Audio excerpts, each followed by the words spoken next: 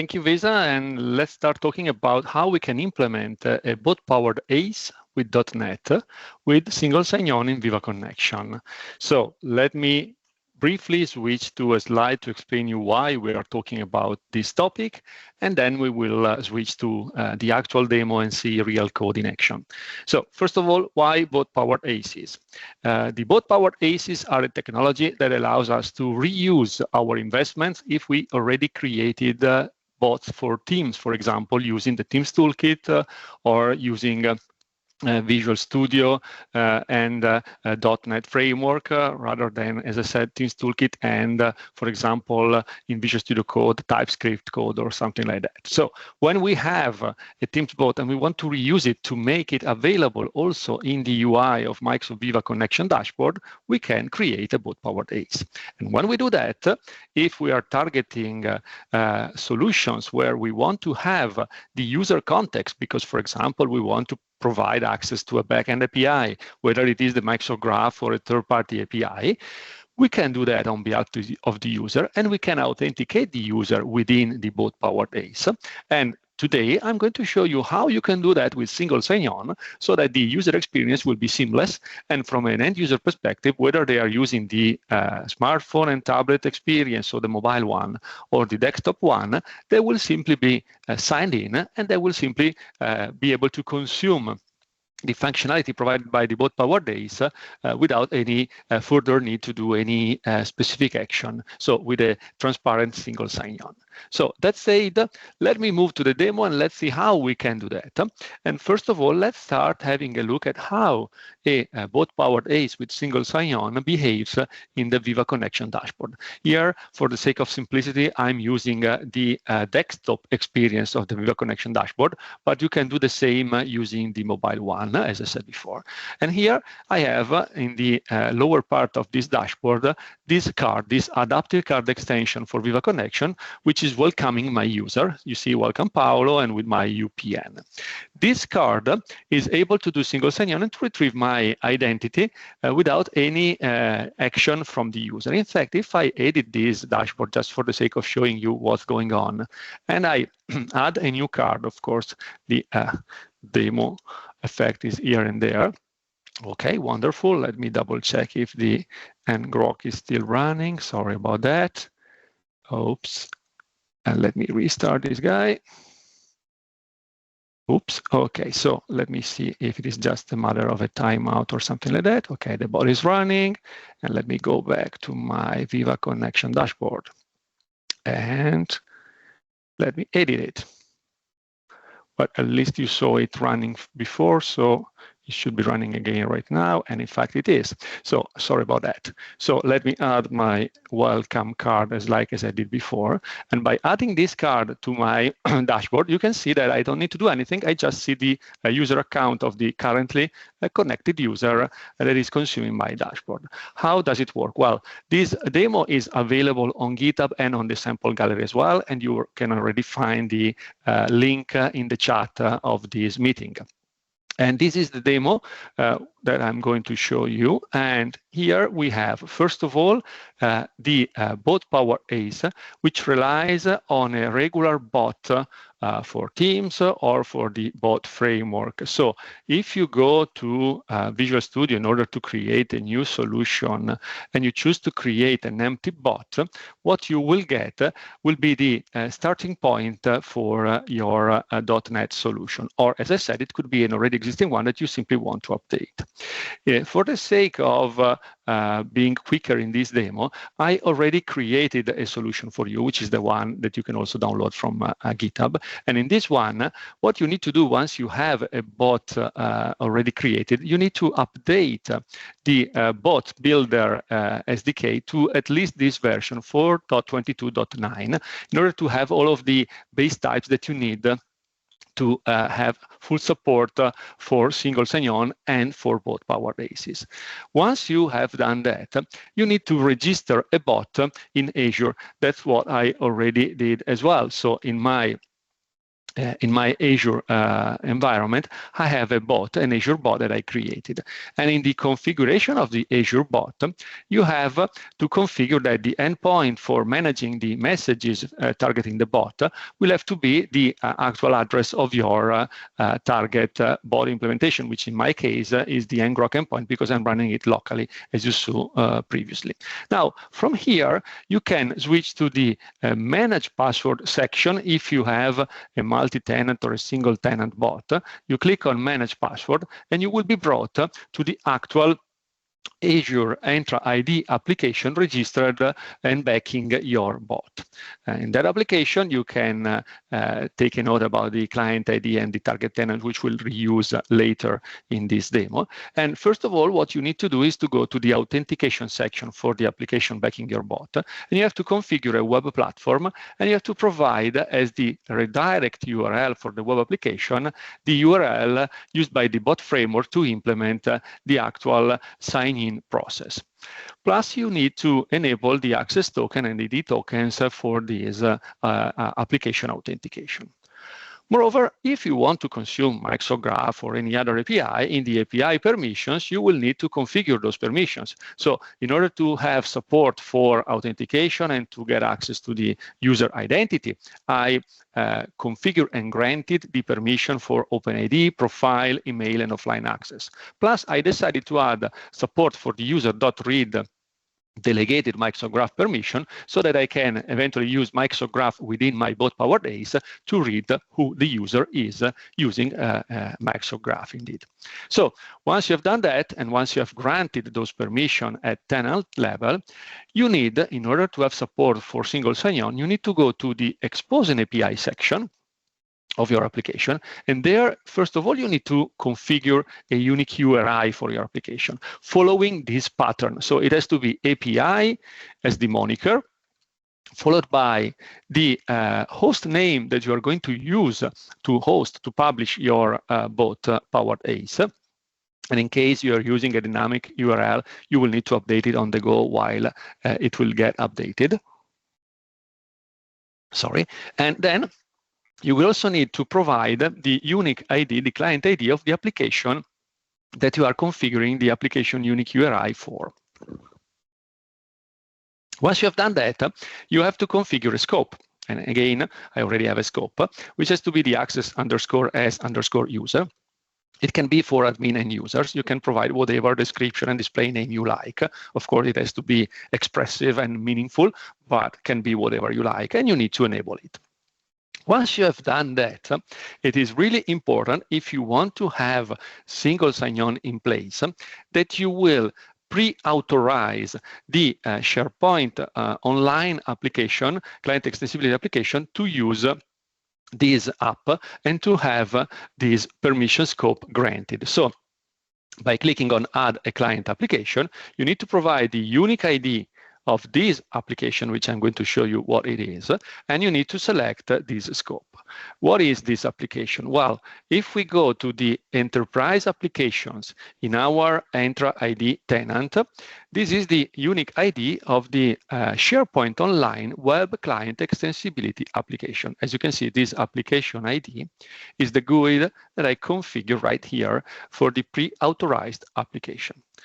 So, after all of these settings in Azure and in the Azure bot and in the Azure application, we can go back to our bot. So right here, this is the bot I'm using. And back in the configuration panel, we also need to configure an open authorization connection. By doing that, if you click on this button, you need to provide a name and you need to choose a target service provider, which in my scenario would be Azure Active Directory v2. Most likely they still need to update it to Entra ID, but that's what we mean, okay? When we say Azure Active Directory, it was the former name of what is nowadays Entra ID. So I have already done that again. And here you can see the configuration of my OAuth connection settings here. And here I need to provide the client ID, the secret for the application backing my bot, the token exchange URL, which will be the URL through which I can get a token for my application. If it is a multi-tenant application, like it is in my scenario, the tenant ID will be common. If it is a single tenant application, here I will need to provide the unique ID of my tenant ID. And then I need to specify the permission scopes that I want to retrieve when I will do the single sign-on and the authentication of the user. And you can even test this connection. If you click on Test Connection, you will be brought to the UI of the bot framework, and through this UI, you can simply copy the token and see that you have got a token. So the authentication flow with open authorization is working and fully functional. But just for the sake of digging into it, because we are developers and we love to see details, I guess, let me copy the value of this JWT, this JOT token, into the jwt.ms site. And we can see that this is actually the token that we have got for our application. As you can see here, that's the ID for the application that I configured for my bot, and I can see that, well, I am the user indeed, and here I can see in the scope section that I have the user.read permission scope. So this is what will happen under the cover of my bot powered days when I will do the single sign-on, and actually when I already did it in the initial demo of this presentation. Okay, so now we are done from a configuration point of view. Now we need to wear the hat of a developer, and we need, or maybe we are already developers here, but we need to move to Visual Studio and do some additional steps to have the fully functional single sign-on experience. So let me go back to Visual Studio. This is my bot-powered ACE solution. And first of all, let me switch to the bot itself. If we go to the bot, maybe you have already seen some of the previous videos that we recorded about how to create bot-powered ACEs, but it has to inherit from the SharePoint activity handler, which is the base type for a bot-powered ACE. And if you have already created a bot for Teams and you want to reuse that one and you cannot change the base type, you can always override the base class and redefine the behavior of the message handler and handle the messages specific to the bot-powered ACEs, which are documented on learnmikes.com. And you can find them also if you look inside the implementation of the bot SDK, bot framework SDK, sorry. So here, what I do is, in the constructor of my bot-powered ACE, I, first of all, get from the configuration, which I find in the app settings, the connection name of the connection that I configured for my bot. So back here, this name, okay? The name that I provided for the open authorization connection. It has to be provided as one of the settings for my bot application. And I need to get it inside my bot-powered ACE because I will need it in the definition of my bot-powered ACE. Then I simply define all of the UI elements for my bot-powered ACE. So specifically, I'm providing how the home card will behave in the UI. I mean, this card, let me switch back to the Viva Connection dashboard. This is the home card, the one that welcomes the user. And in fact, if we look at this one, we can see that in this home card, we have the welcome and the display name and your UPN is and the UPN of the user. And then we have the sign out button, which is here just for the sake of showing you that there is single sign-on in place. Actually, if there is single sign-on, there is no need to do the sign out. But for the sake of being clear in the demo, I wanted to provide also this scenario. And then I say that this is the card for the home card for my bot-powered ACE. Then, and this is fundamental, I need to create another card, which is the sign-in card. To create this one, I need to rely on the sign-in card view parameters factory method. And in this one, I have to provide the basic UI elements for the card in order to have the sign-in experience. So the ID, the title, and the text. But actually, the users, thanks to the single sign-on experience, will not see this card because this card is marked in the card view type as a sign-in SSO card. And because of that, this card will automatically implement the single sign-on experience, and the user will not see it. It will just the user will just go through it and will be brought to the home card once the single sign-on experience is completed. Then we also have additional cards which I don't care about because those are just for providing an error message or to confirm that the user signed out and stuff like that. Once you have such a SSO card, you also need to take care of implementing the actual single sign-on experience in code. So you have to override the onSign-in invoke async method, and in this one, relying on this type, which is available in the bot framework SDK since the version that I told you, so the 4.22.9, okay, we create an instance of this type. We provide a storage object which has to be implemented. You have to implement it, but you can find it already implemented in my sample. This one is a trivial one using an in-memory storage.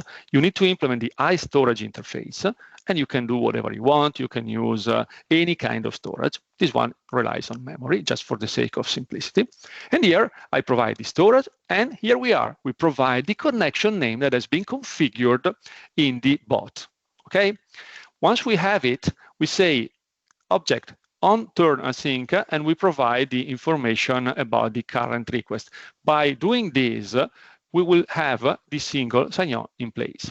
And once we have done that, we can always rely in the code base of our bot-powered ACE to the user token service, so that, for example, when we need to provide the actual username of the user, we have in this sample the getAuthenticated_user method, which will give me back the display name and the UPN, which I show in the home card. And how can I do that? Well, we have a getUserToken method, which relies on the context of my bot and gets the user token client service instance and does the getUserTokenAsync method invocation, providing a few settings about the current context, including, one more time, the connection name that we defined in the bot configuration. By doing that, we will get back a token for the user, which is actually the token that we saw before in the test connection UI. And by doing that, let me go back, we can get the token inside the response, and by doing that, we can then access, using the JOT security token type, all of the information, like, for example, the claim with the user principal name or the claim with the display name, and so on and so forth. You can access the whole content of the token. And of course, this could even be a token that you want to retrieve to access a backend API on behalf of the user. We do almost the same when we want to do the sign out, so we still rely on the user token client, and we simply ask to do the sign out of the user through still through the user token client. So this is the implementation of the bot-powered ACE. One more thing that we need to do is in the manifest of our Microsoft 365 application, we need to specify that we want to support the security for our bot with that application that I showed you in Entra ID. So we need to specify in the web application info section the unique ID of the client ID of my application, as well as the resource URI of the application. This is the value that we configured as the unique URI right here when we decided to expose an API, so this value, okay? So by providing these settings and by providing in the list of the valid domains, the domain that we're going to use, here again, I'm using ngrok, but in real scenarios, you will use a real production URL. We are then ready to package and deploy the solution on the SharePoint Online catalog, for example, and by doing that, our bot-powered ACE will be able to provide the single sign-on experience to the end user. So quite a journey, but step by step, if you will follow this video, or even better, I would say, if you will follow the guidance that we have here in order to build a basic bot-powered ACE with .NET. And you have the link in the chat. And then following this specific article about how to implement the single sign-on experience, which again, step by step, will give you all of the instructions and all of the steps you need to go through to implement your own single sign-on based solution with bot-powered ACEs, you will be done and you will be able to enjoy this experience. So let me briefly go back to the slide deck before closing and giving the sharing back to Vesa. So just as a recap, you create the Azure bot in Azure, or you reuse an already existing one. You configure in the app backing your bot the authentication, the API permission, the expose an API. You create a custom scope and you pre-grant the SharePoint Online Web Client extensibility. Then you configure the auth connection settings in the Azure bot configuration, and you implement your custom code, implementing the on-sign-in invoke async, using the user token client to interact and to get the token of the user, and you configure in the manifest the web application info and the valid domains. Here again, and for the sake of completeness, you can find the links that I shared also in the chat with people following this demo live. And that said, thank you so much for following, and back to you, Vesa.